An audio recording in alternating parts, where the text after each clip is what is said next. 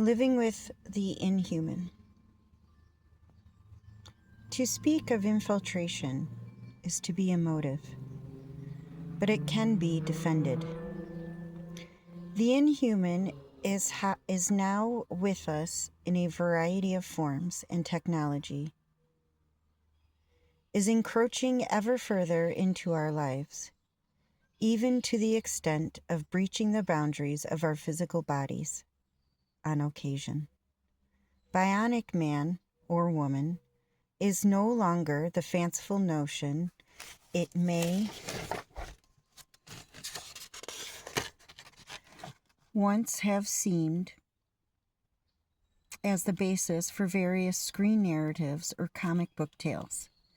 Medical science has long since introduced the inhuman into the human. Think of heart pacemakers, or to take an uncontroversial and widely used example of the conjunction of man and machine, or kidney dialysis machines.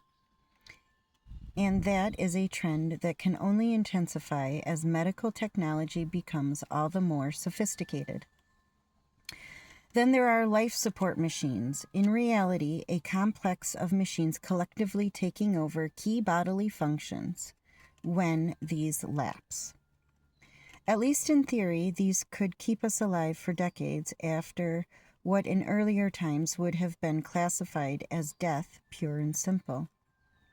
Whether someone's whose vitals functions would cease without such mechanical help is actually alive in the normal understanding of the term has proved to be an interesting question with many ramifications, moral and legal, for example, that are still avidly being explored by doctors, lawyers, and philosophers alike. And to add to this, that computers now run vast areas of Western social existence, from home heating systems through to airline flights and nuclear power stations, reducing the human dimension to the point where we can seem irrelevant to the operation of such systems. The vexed question of AI has to be confronted in such cases, given there are computer systems that no longer have any need for human input, being self-sustaining, and even in their own particular way capable of reproduction. Computer viruses, for example, have the ability to transform themselves in a bewildering variety of ways that certainly hint at both intelligence and reproductive capability.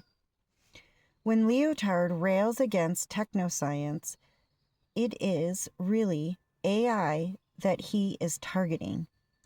That is the area where the main problems lie for the defenders of the human.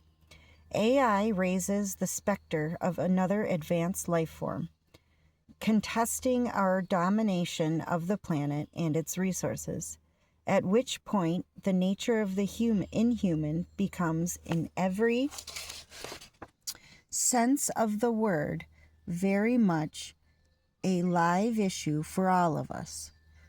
No one could be impartial if such a conflict came to pass. Living with the inhuman as we do now is one thing.